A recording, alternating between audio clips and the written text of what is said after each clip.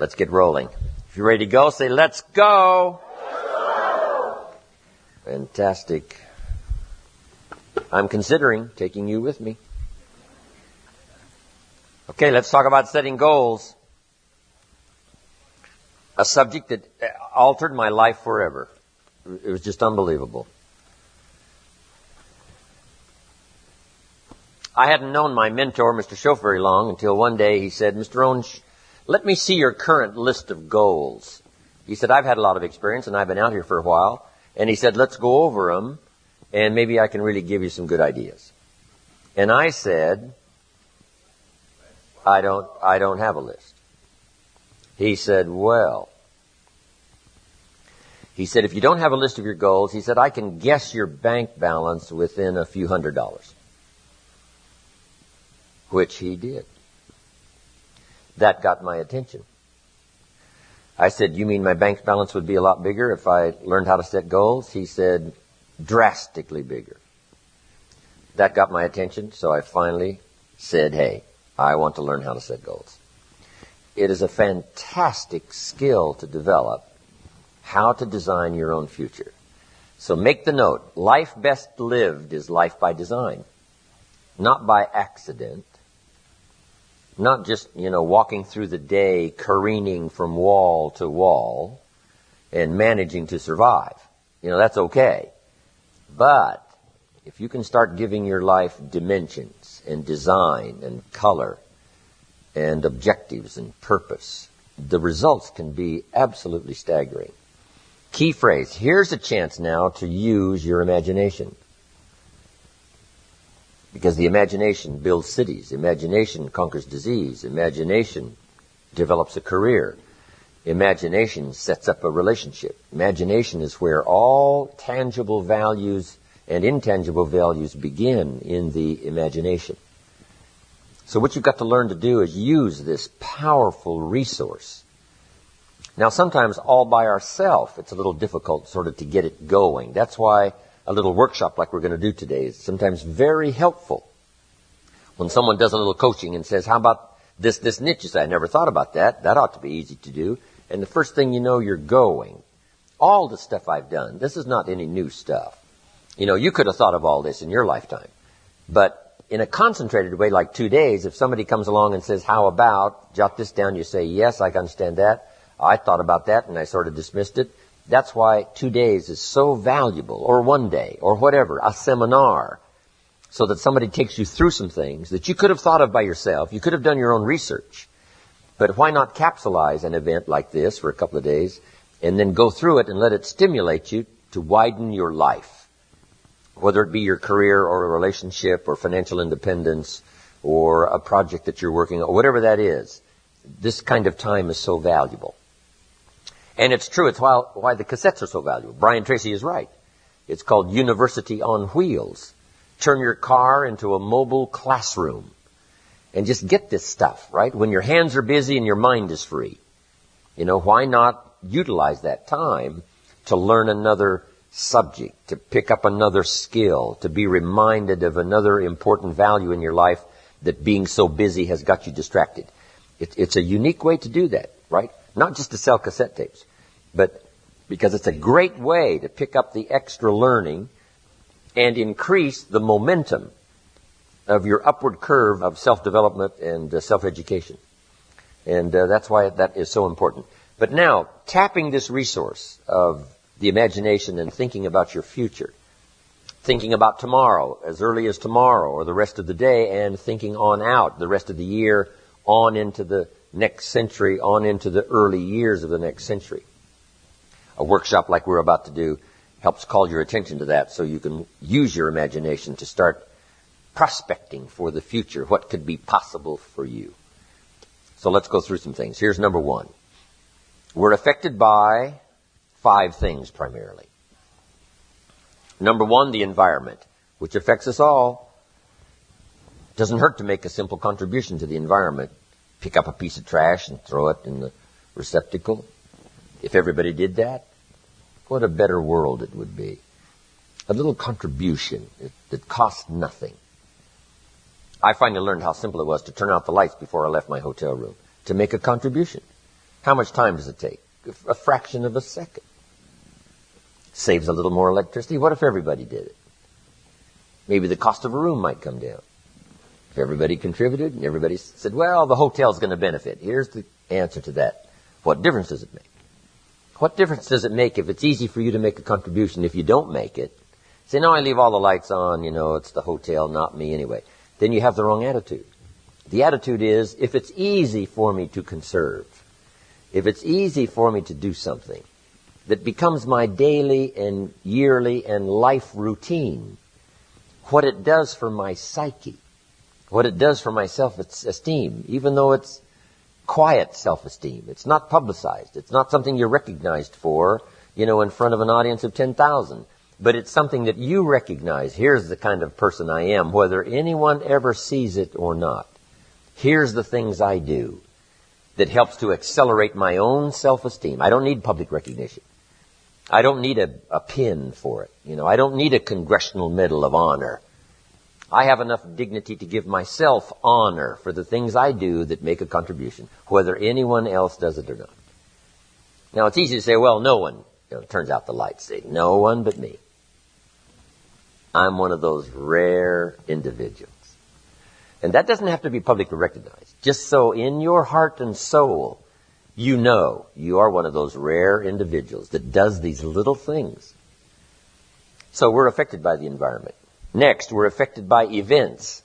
Some small, some big, some personal, some national, some global. The hurricane. What's the name? Dennis. Heading for the east coast of America. Looks like it might turn and go north. But events affect us all. How about the missile crisis? Some of us go back that far, right? Some of you got gray hair like me. Russia tries to sneak their missiles into Cuba. Kennedy finds out about it and calls and says, Nikita, John Kennedy on the line, you can't put your missiles in Cuba. Nikita Khrushchev said, Mr. President, you're young at this game. This is Nikita Khrushchev. This is Russia you're talking to. We can put our missiles wherever we darn well please. Wow, that started it. Next call. Mr. Khrushchev, sir. Not in Cuba. 90 miles from America. Khrushchev says, well, Mr. Kennedy, I hate to inform you, but the ships are already on the way with the missiles. Next call. Mr. Khrushchev, John Kennedy. Sir, I must inform you, and you must hear me clearly. We will not let your ships arrive. Now it's getting tough. People are starting to dig bomb shelters, right? When they heard this scenario. Next call. Nikita Khrushchev says, Mr. Kennedy, I promise you, sir, if you touch those ships, you've got war. Wow. Last call. John Kennedy says, Mr. Chairman, please, sir, I promise you, if it is war, Russia will cease to exist. There won't be any more Russia. Last call.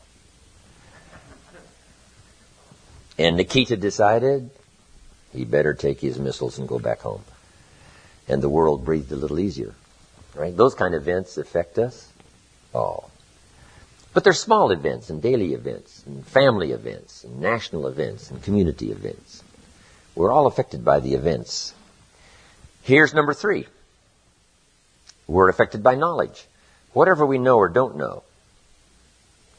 Good phrase to jot down if you haven't done it before in one of my seminars. Ignorance is not bliss. Ignorance is tragedy. Ignorance is devastation. Ignorance creates lack. Ignorance creates disease. Ignorance will shorten your life. Ignorance will empty your life, leave you with the husks, nothing to account for. Ignorance. Ignorance is not bliss. Here's another good one to note. What you don't know will hurt you. What you don't know will tragically affect your life. What you don't know will leave your life empty. What you don't know will leave you without a love affair or a relationship. What you don't know. So, we're all affected by knowledge, whether we know or whether we don't know. That's why you've got to read the books. Key phrase, the book you don't read won't help. Next, we're affected by results. Whatever results you're currently getting, the harvest of your own decisions, those are your current results. We're affected by those, whether it's financial results or personal results or social results. We're all affected by results. Disciplines undone in the future give us poor results. Discipline managed well gives us good results. Here's number 5. We're affected by our dreams, our vision of the future. Next key, you want to make sure that the greatest pull on your life is the pull of the future. Some people live in the past and let their life be continually pulled and influenced by the past. And yes, we must remember the past and review the past to make it useful to invest in the future. But here's the key. Make sure that the greatest pull on your life is the pull of the future. Now, if you're skimpy on your dreams, if you're skimpy on your objectives and your purposes, if that isn't very well planned, then it doesn't pull very hard. Then you have more of a tendency to be pulled by the past, or to be pulled apart by events or circumstances, or to be pulled apart by distractions. So in order to save yourself from being pulled apart by distractions or pulled back to the past, you want to now start really designing the future so that the greatest part of your attention and focus and pull, like a magnet, pulls you forward into the future to accomplish your goals. But if you're weak in learning to set goals, if you haven't really worked on this that we're going to work on, then that is a solution you need to consider. Goals are like a magnet. They pull, and the stronger they are, and the more purposeful they are, the bigger they are, the more unique they are, the stronger they pull. If you have excellent goals and high dreams, here's what they also do. They pull you through. Pull you through all kinds of down days, down seasons. They pull you through a winter of discontent. They pull you through distraction on every side that says, look here, look here, look here. Strong, powerful dreams like a magnet pull you through that. Strong dreams and goals pull you through a disaster. Some people get swallowed by the disaster because they have nothing on the other side of the disaster to pull them through. A bad day can almost overwhelm you if you don't have something really purposeful to go for at the other side of that day. At the other side of the difficult time, at the other side of the down time. If you've got plenty out there to attract and pull, it'll pull you through all these things. And very little of it will attach itself to you. You'll be able to get through some of the most difficult times if you have this spectacular vision ahead of you of where you're going and what you're going to accomplish. Getting through will be easy or easier. So, learning to set goals. It is an incredible experience. Once I learned it, it transformed my life forever. Being here today is an accomplishment of my goals. When I travel around the world and sit on an airplane, I say, I dreamed about this one day. I used to go to the airport and watch the planes fly away, and I said, one of these days, I'll be on one of those planes. I dreamed about it. I dreamed about the other side of the world. I'd never been to Italy, but I dreamed about it. I'd never been to Israel, but I dreamed about it. I'd never been to South Africa, but I dreamed about it. Never been to Australia, but I dreamed about it. And sure enough, step by step and country by country and flight by flight, I started checking them off my list. It was the most exhilarating feeling. Powerful. To set those goals, reach out there into the future, design something to the best of your ability, refine it as you go, tear it up periodically if you want to, set a whole new list. It's your life. It's your future.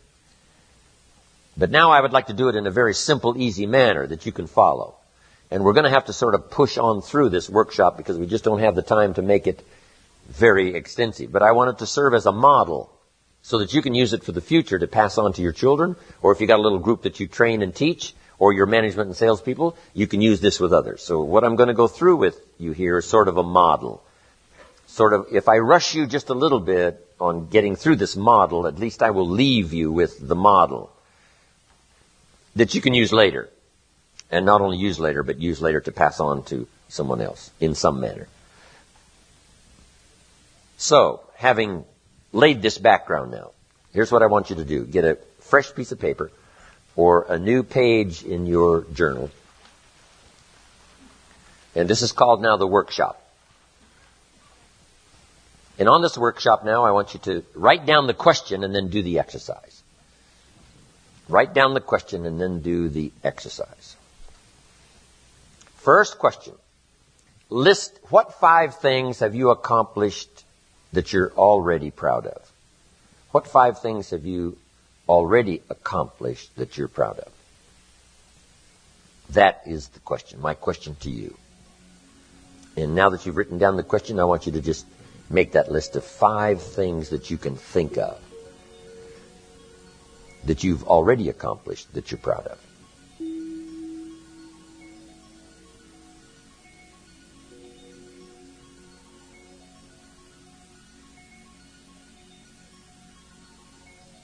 Whatever it is, just so it's important to you. It doesn't have to be important to the world or important to me. Just so it's important to you.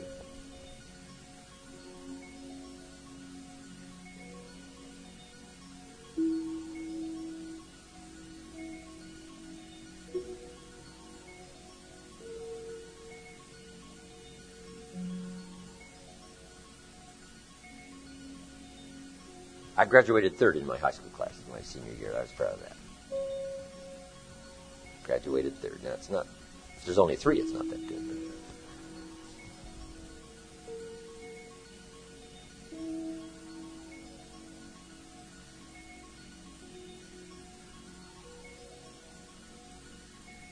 I did a speaking tour once with David Chilton, who wrote The Wealthy Barber, and Mark Tewksbury, who was a gold medal winner in Canada. And that was on Mark Tewksbury's list of 5 things I've already accomplished that I'm proud of. Winning the gold medal in Barcelona. So what have you accomplished? What 5 things have you accomplished that you're proud of?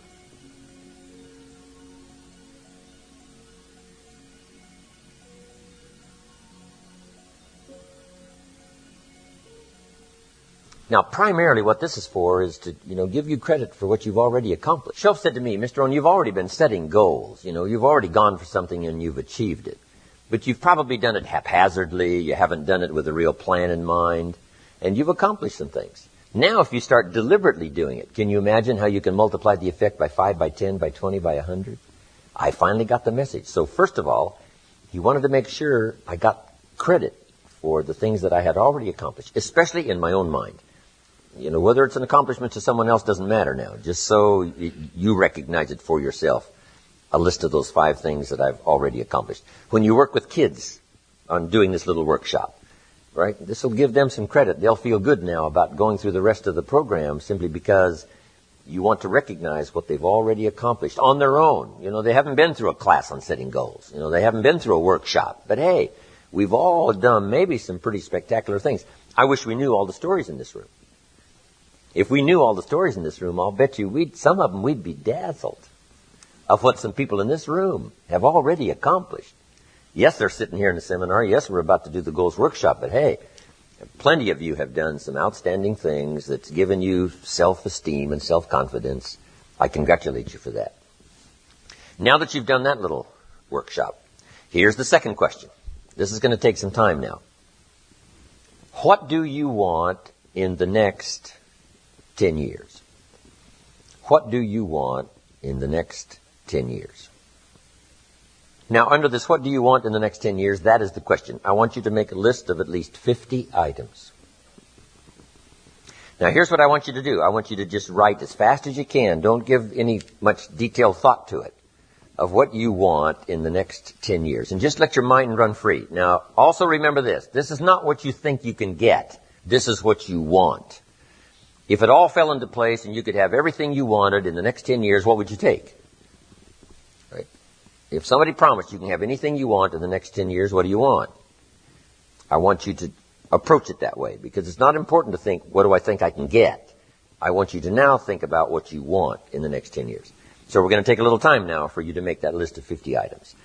And put them one under the other, not side by side, but one under the other, because we're going to do something with this list when you finish. One under the other. And abbreviate, wherever possible, so you can just put more items on the list. What do you want in the next 10 years?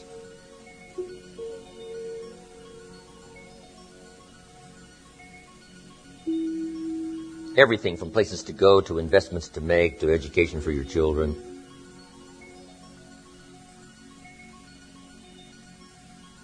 Personal things, business things, everything.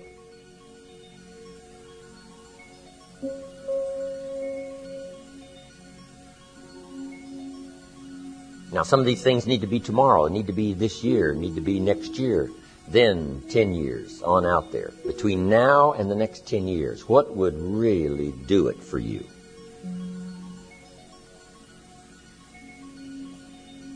Everything you can think of.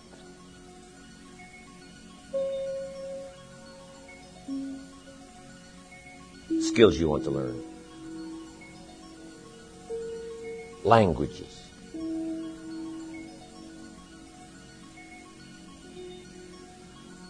Residences you want to acquire. A ranch in Montana, a cabin in the mountains. Everything you can think of, from small to large.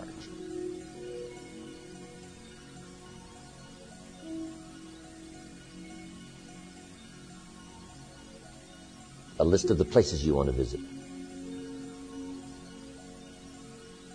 Revisit.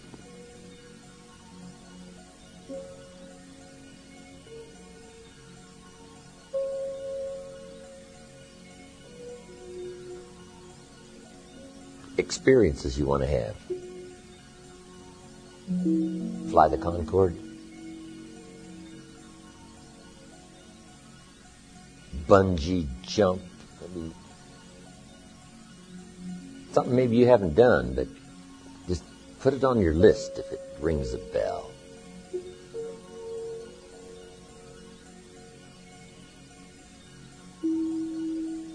Write a song, write a book, write a poem. 10 years.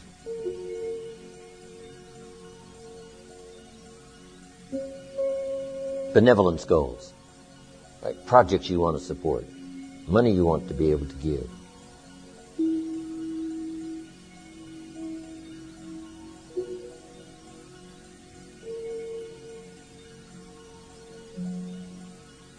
Star in a movie. Play in a rock and roll band.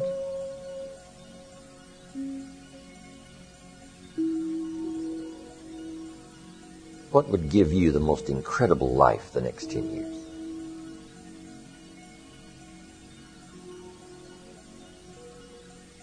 A new wardrobe, a new look.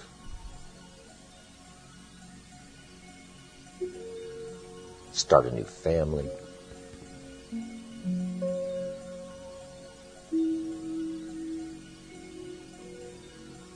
Larry King. You know, he has breakfast where I have breakfast at Nate and Al's. We've had a chance to talk a few times. He's starting a brand new family. I don't know how old he is next to God. I mean, he's getting pretty old, but it's unbelievable.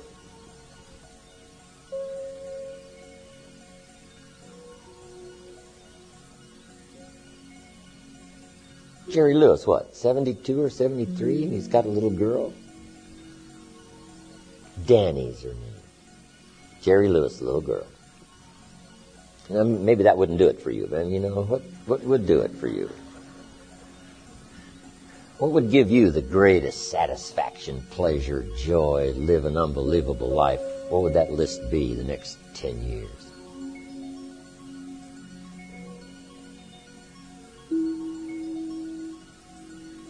You know, habits you want to change. Health you want to acquire.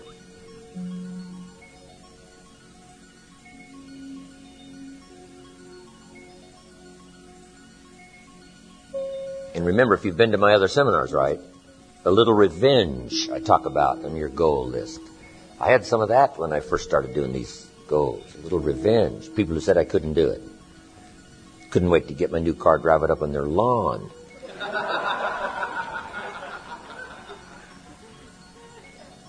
Satisfaction. Budget finance used to harass me. I finally got the money put together, put it in small bills in a big briefcase. Walked into this guy's office one day, dumped this pile of money all over his desk, out of my briefcase. I said, count it. Turned around, walked out, never asked for a receipt. Someday you just got to bury somebody in the money. Satisfaction. David the king said, God prepares my table for me. What a scene. David said, God prepares my table for me. But that's not the end of the story. What's the rest of it? Got some scholars here. God prepares the table before me. What? In the presence of my enemies. See, you got to put that on your list someday. The New Translation reads, in their face.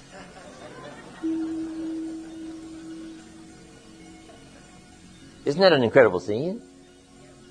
In the presence of my enemies. Let them look at this scene. Whatever it is. Satisfaction. My Japanese friend, Toro Ikeda, right here, San Jose, years ago, put on his first list, a Caucasian gardener. I said, go Toro.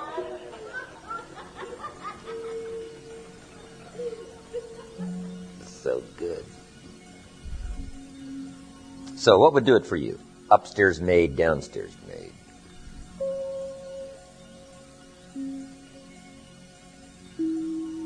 Chauffeur, cook. A cook, you can't believe, wouldn't take that much to have a full-time cook, take care of everything so you can devote your time to other things. If that pleases you.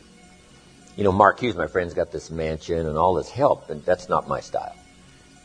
Right? You drink a cup of coffee, you can't even set it down. Somebody comes, takes it away. That's too much help for me. I don't need that much help, but it suits Mark. But what would do it for you?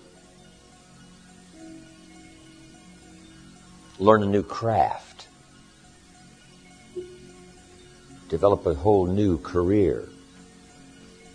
Greatly advance your present career.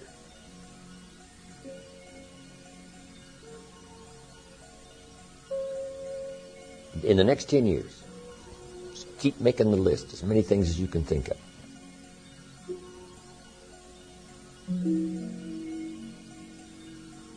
Little things, insignificant to someone else, important to you.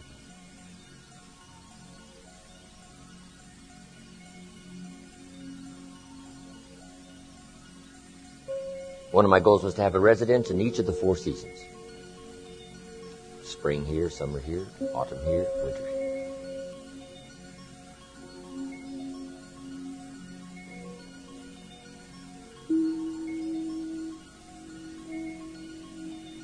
If you could have whatever you wanted to make your life unbelievably unique in the next 10 years, what would you take?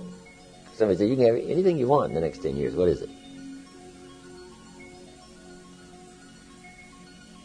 But you can't have it if you can't think it, if you can't, describe it, if you can't put it on paper.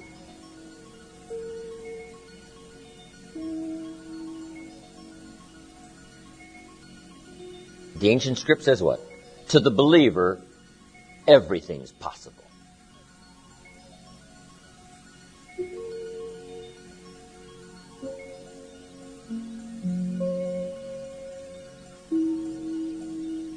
Remember now, some close at hand, some not far away, some on out there. This is over 10 years now. Over 10 years. That's a big chunk of time. How many chunks of 10 do we have? About 10. 10 chunks of 10, that's about it.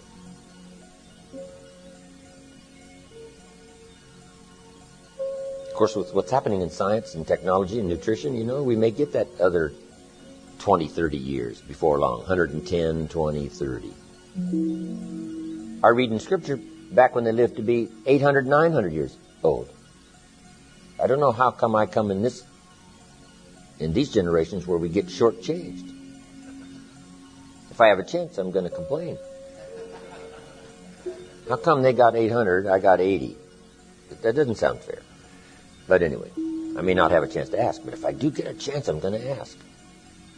But in this brief life we have, we want to fill it up with as much progress and achievement as possible. Not just for ourselves, but to reach out and touch everyone we possibly can. Okay. Does anybody have 50 items yet? Okay, we're doing pretty good. Another couple of minutes now. Because you can put a lot more items after we do this workshop. You'll see where, you don't have to stop where I stop. If you're doing it and you've got plenty of time, you just go on and on. Keep coaching. Say, what about this? Someone says, oh, yeah.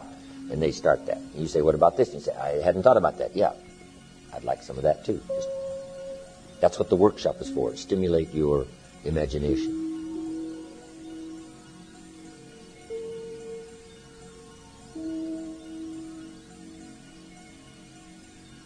Ten years.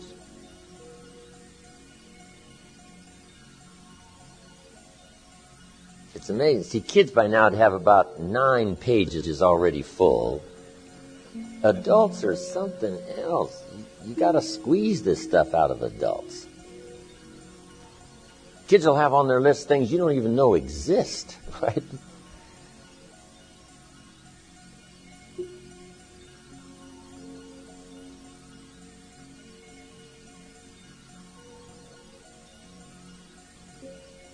Okay. Put a little star there now, which means continue this later. You don't have to just be shortchanged on this list. I mean, this list can go on and on and on. And if you're working this workshop and you've got plenty of time, you just, give it plenty of time till everybody's pretty thoroughly, ready now with this list. Now here's what I want you to do with this list. I want you to go through the list now, one item at a time, write down the list, and I want you to give each item a 1, a 3, a 5, or a 10 by saying, that's about a 1-year goal, that's about a 3, that's about a 5, that's about a 10. I want you to look at each item, write down the list, and give it a 1, 3, 5, or 10.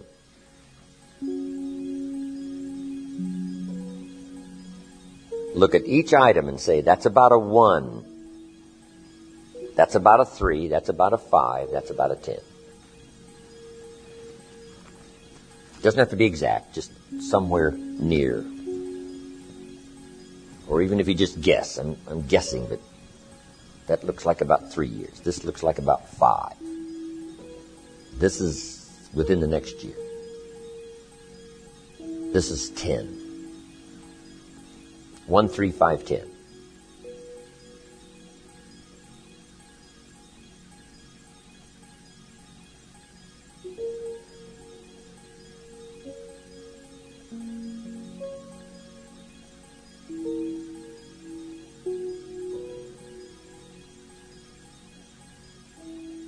This is going to be so valuable. What's going to be valuable now is when you teach it.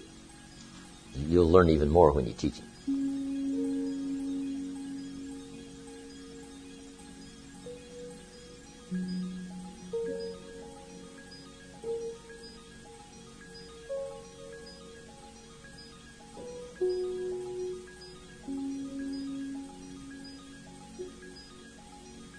One, 3, 5, 10.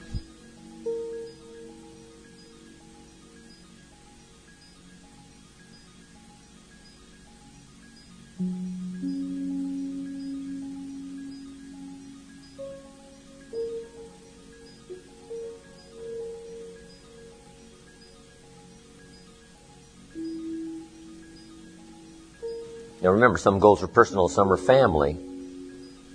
Right? Here's a family goal. Or the kids that aren't here, I'm going to set up a few things for them that I know they want. I want to help them accomplish. Then there's business goals. Some recognition you may want.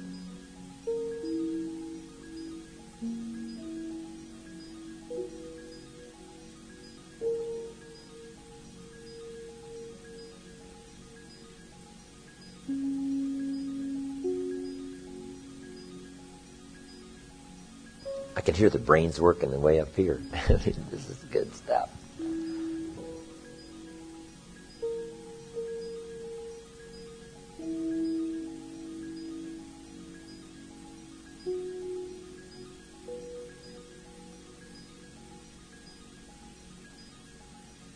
Also, if you're married, it's his goals, her goals, and their goals. Our goals, my goals, your goals, our goals.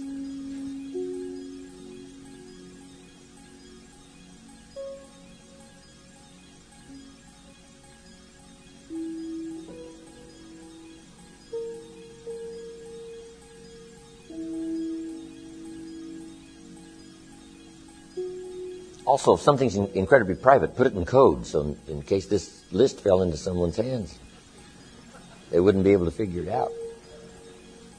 So what's this star with a circle around it? Well, never mind. It's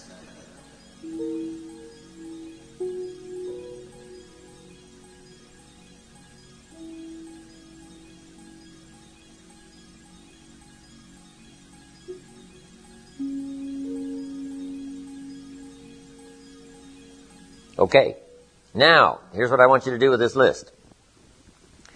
I want you to look at each item that you've numbered number 1, and I want you to pick out the 4 most important and identify them some way. Either make a new list of the 4 most important one-year goals, or circle them, or put a star or something beside it.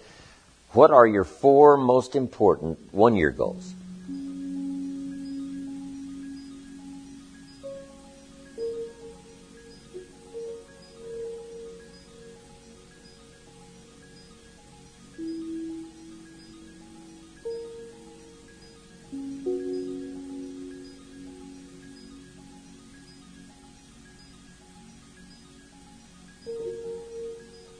Okay, now that you picked the 4 most important one-year goals, here's the next question. Why? Why are those 4 goals important to you? What are they going to do for you? What will they accomplish? Why did you pick those? Why? Why are those goals important? Just 3 or 4 sentences. If we don't have time to complete it, you can complete it later. If you have plenty of time doing this workshop, you just take the time. Why are those 4 goals important to you?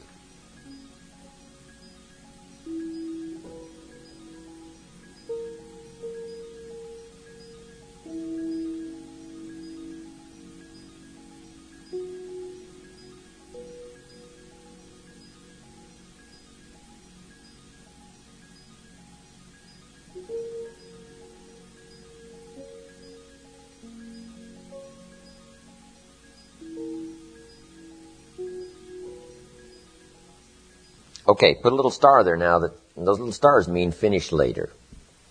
Okay, because you can continue on with this, long after this workshop is finished.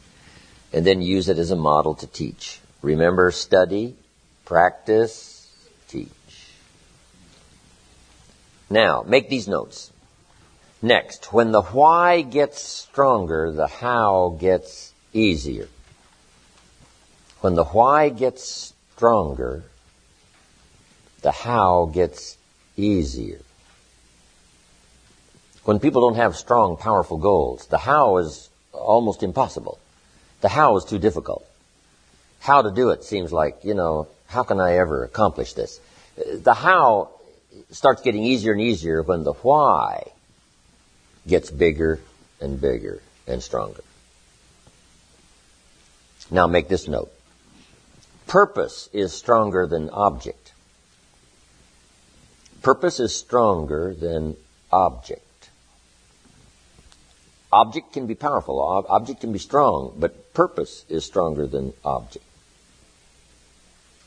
One of your objectives might have been $1 million home to live in. Here's the big question. What for? And it's the what for that pulls stronger than the $1 million home. A home is a home is a home. What for? What are you going to do with this place? Well, now we start with the details. And I want you to add this note. It works in communication, it works here too. The drama is in the details. The drama is in the details. Someone says, I've lost 40 pounds in the last 3 months. We say, is that it? Those are the numbers, but what's the details? How did you feel before? Well, let me tell you what. Now they start the drama by giving us the details. How do you feel now? Wow, what a difference 40 pounds later. And this person starts to describe what it's like now versus what it was like before.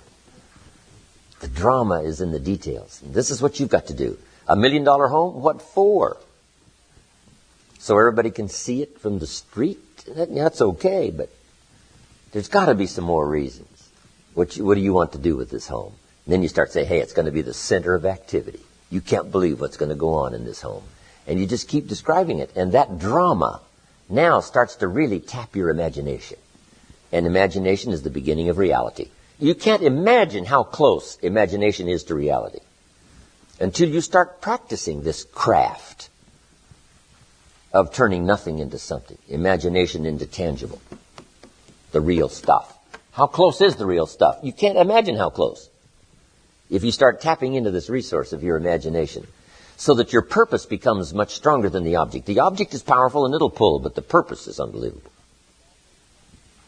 We must all pay the price, but the price gets easy if the prize gets large. The price gets easy if the prize gets sufficient. God the Father might have said to Jesus, if you die and make the sacrifice, you become the bridegroom and you inherit the bride. I'm sure he said, that's enough for me. The bride? Yes. Then I'll easily make the sacrifice for the bride. If I become the bridegroom and I get the bride. So the price gets what? Smaller, easier, acceptable if the prize, if the promise has these incredible dimensions. Then the price, what a small price to pay. It's like disciplines. What a small price to pay for good health. What an easy thing to do, an apple a day. I mean, a few things gives you such an incredible return that the price almost disappears. Promise is stronger than object. You got that? The bigger and the more powerful the why, the how gets easier and easier and easier. If I said, 3 weeks from now we're going to do another one of these 2-day seminars, and any one of you that will get 30 nice couples to put up the money and attend at this next seminar, a cashier's check will be waiting for you for $50,000. How many of you could get the 20? Here's what you would say, what? Easy. I would say, now we're going to do a class on how to get the 20. You would say, forget the class. Just make sure the check is good. Wouldn't you? Just make sure the check is good.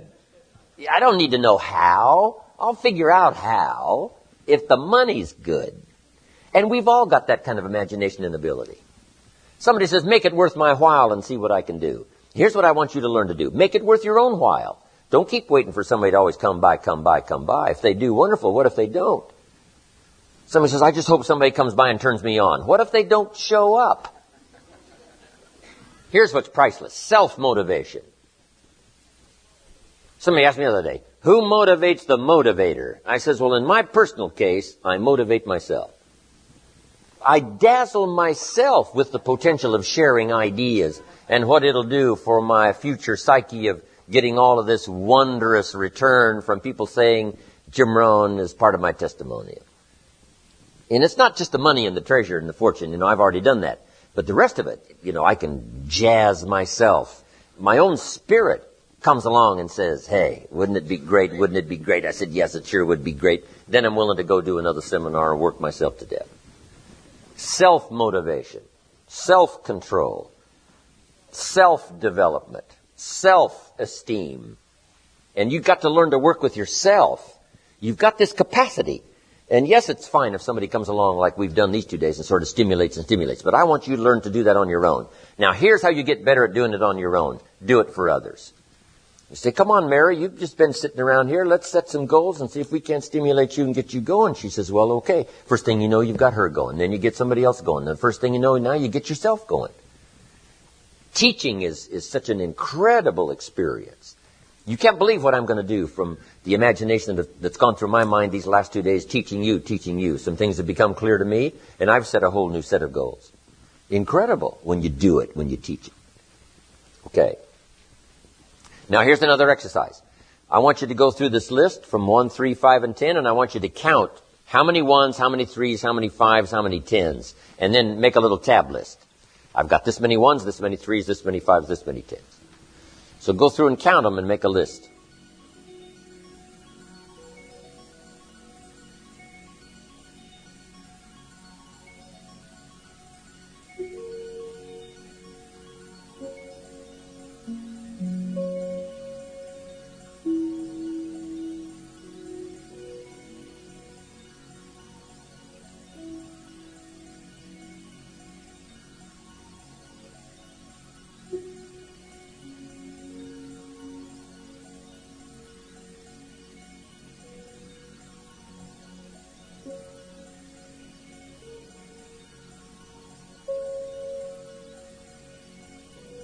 tab list of the 1, 3, 5, 10.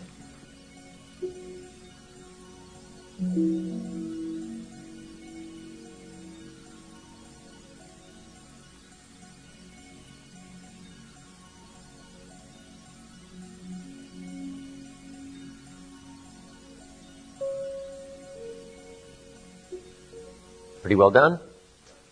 Okay, now I want somebody out here somewhere to volunteer to give me your list. How many 1s, 3s, 5s, and 10s? Right down here. How many 1s? 7. 3s? 5s? 12. 10s? How many had no 10-year goals? Isn't that, this guy had 18. Isn't that interesting? That means he did a lot of his thinking. How many 1s? Just 7 1s and 18 10s. That's interesting. Because he was doing more thinking way on out. You were doing more current. How many 1s did you have? 37. Isn't that fascinating? The kind of thinking you were doing and the kind of thinking he was doing. It's interesting. So now here's what you have to say to yourself. I need more 10-year goals. I'm not thinking out there enough. And then you need to say, hey, 1s, I need a lot more 1s, right? Because I can put a lot of little things on there, right? And keep checking them off every day, every day, every day. So this helps you to sort of get the idea that, you know, you're either thinking too much short term, which is fine to think short term, and you need to think long, 10s. And here's why you need some of those long range goals. When the early astronauts went to the moon, a fantastic accomplishment, some of them had incredible psychological problems when they got back. Why? The question was, now where do we go? I mean, when you've been to the moon, and a lot of them had psychological problems because, you know, they did the parades and all that stuff, but when the parades were over, now what? So here's what they learned to do with the later astronauts, because some of them, you know, drank too much and, you know, they had some problems. So here's what they learned to do later, to make sure that the astronauts that came back from the moon had plenty more projects to go for after they came back from the moon. And this is what you want now. Plenty more to go for when you've accomplished this. Plenty more to go for. Plenty more to go for. You should have seen my father's list in his 90s. Right? He had a long enough list to live to be 150. What is that called? Plenty more to go for. Plenty more to go for when this is accomplished. Plenty more, plenty more. I'll never run out of objectives and purpose to go for the rest of my life. And that's what this little exercise is for. Incredible. Now, here's the last question. And we're just going to do 2 or 3 sentences now, and you can finish it later. But here is the question. What person must I become to accomplish my list of goals? What person must I become to accomplish my list of goals?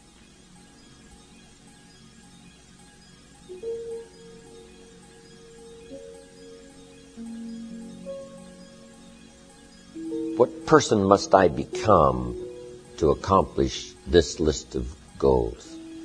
Just give that a little thought and jot down 2, 3, 4 sentences.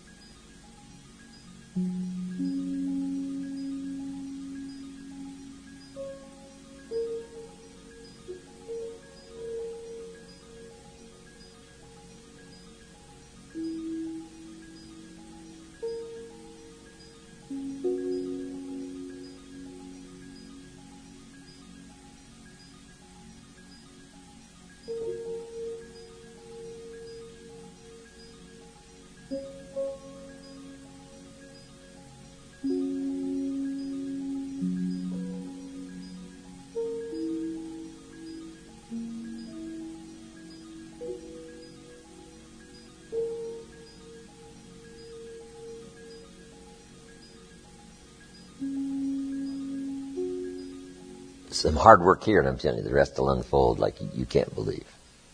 You can't believe the people I meet 10 years later, 20 years later saying, Mr. Rohn, that list I made, up at the ranch at Clear Lake, the list I made at that 2-day seminar you did, I can't believe I've checked them all off. And I added some more and checked those all off. It's incredible. Once they got going on this, it's just unbelievable.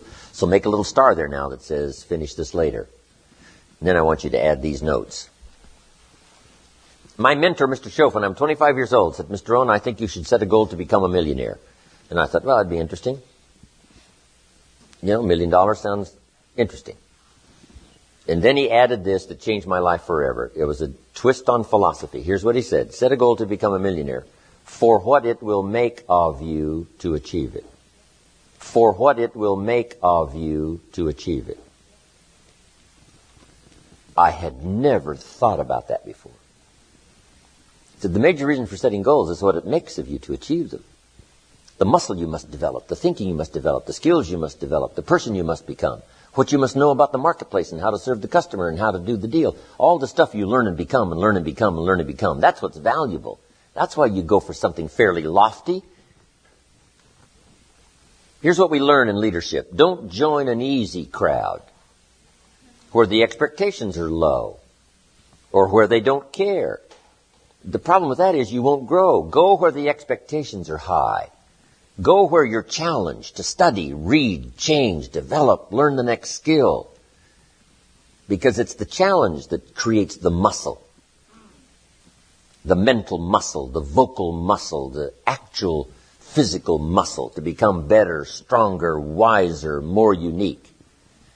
And Mr. Schoaf said, when you become a unique person worth $1 million, then here's what he said, now you could give the money away because the money is not what's important. What's important is the person you have become. I got the message. Why would I do a 2-day seminar? I don't need the money. Here's what I do need. The continual exercise of challenging myself to search for the vocal answers that helps people to see. To struggle with the vocabulary that tries to make it clear for me and maybe makes it clear for you. Why would I give up that exercise that makes me grow year by year and develop year by year? See, I wouldn't give up this unique challenge to challenge myself, to be up to date, that when the century turns, I'll be ready for it, regardless of age. Age doesn't matter. What matters is state of mind. What matters is skills. What matters is development. What matters is personality. What matters is charisma. What matters is your reach, your influence. What matters is those extraordinary things that all humans can accomplish within themselves. See, that's what matters. And if you stop that process, it isn't a matter of the money stops. What stops is your personal development stops. Lacking now the full distance of your full potential. If that stops, see, that's where you shortchange yourself. So if you make $1 million, should you go for the second million? Yes, for what it might make of you to achieve it. Warren Buffett. Old Warren is worth how much? His stock is like $69,000 a share. And he started right from scratch. And why would he want any more billions? It's not a matter of billions. It's a matter of development. It's a matter of discovery. It's a matter of helping people. It's a matter of fulfilling. It's a matter of flourishing. It's a matter of growing. That's the deal. You don't need another billion. But what you need is the adventure. What you need is the challenge to see if you can't multiply it by 2. How about multiplying it by 5? How about by 10? Not in unworthy, greedy ambition, no. But just because you don't want to leave your life unfulfilled. You don't want to leave a game unplayed when your life finally winds down. I got a good suggestion for you. Let the end of your life find you climbing a new mountain, not sliding down an old one. You just keep going for it. Yes, you rearrange your schedule. Yes, you can't put in 14-hour days anymore. But that doesn't matter. As long as you stay active and alive, accomplishing the next project, doing the next deal, touching the next person, building the next organization, the next enterprise, the next investment, the next something that keeps you stimulated and growing, fulfilled. That's the key. To develop a long arm, a long reach. One of the prophets said something unique about God. Said, God's arm is not short. Isn't that excellent information? You can't think of anything more pitiful than a God with a short arm. God can't reach all the way. Why? His arm's too short. No, the prophet said, you don't have to worry about God. His arm isn't short, he can reach all the way. And his arm isn't short, he can reach everybody. See, that's reassuring language. A God whose arm is not short. But shouldn't that be said of every father? His arms aren't short. He's not short on vocabulary. He's not short on stories to illustrate for his kids the point he wants to make. He's not short on research. He's not short on study. Here's a good key phrase. It's okay to be a mother, but you must continue to be a student mother. To study the art of mothering as long as you're a mother. Once you become a father, you must now continue to study the art of fathering. You must constantly study the art of being a better father, more unique father. As long as you're a father, why not pick up the next idea on how to expand your influence as a father even more? It's okay to be a business person, but here's what you must be, a student business person. If you want to be an entrepreneur, wonderful, but continue to be a student entrepreneur. Forever learning how to increase the reach and the dimensions of your craft. Not to be short on vocabulary. Not to be short on heart. Not to be short on spirit. Not to be short on all-encompassing influence. You don't want to be short on these things. So to keep ever expanding the potential of your mind and your spirit and your heart and your soul and your physical capacity, you keep growing.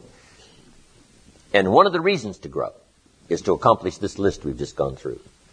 Let it challenge you to become a unique person of incredible dimensions, not necessarily in anyone else's eyes.